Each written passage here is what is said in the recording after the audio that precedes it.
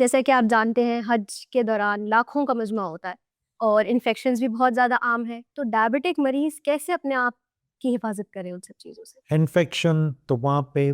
बहुत ही कॉमन है क्योंकि सारी दुनिया से लोग आते हैं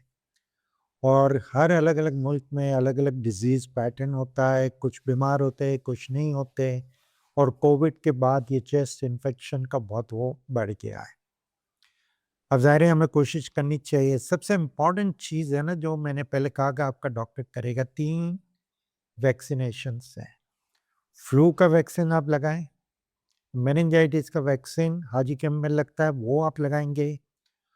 और हम हमारे डायबिटीज़ के मरीज़ के लिए हमेशा कहते हैं कि अगर आपने पिछले 5 साल में निमोनिया का वैक्सीन नहीं लगाया,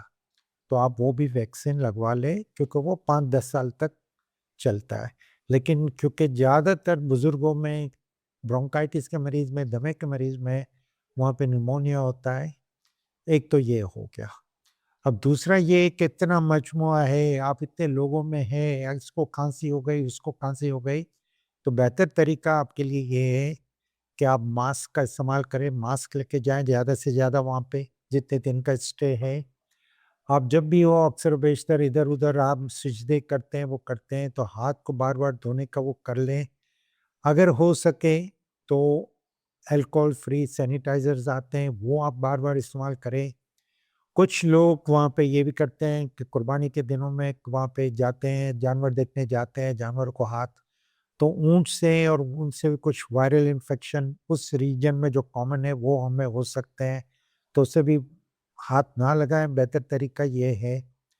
फिर ये होता है गर्मी बहुत होती है, लोग बहुत ठंडा इस्तेमाल करते हैं, ठंडा पानी, ठंडे मशरूबात, उससे गले के इन्फेक्शंस और बहुत होते रहते हैं। और मेरी पर्सनल ऑब्ज़र्वेशन ये है जो मैं हमेशा एहतियात करता हूँ उम्रे पे भी और हज पे भी कि क्योंकि हम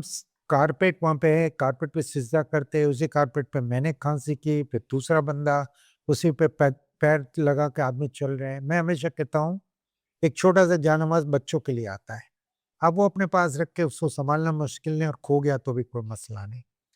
आप जब भी सिजदा करने का आपका नमाज पढ़ रहे हैं ना तो वो आगे बिछा दे, आप सिजदा उसी जानमाज़ पे करें,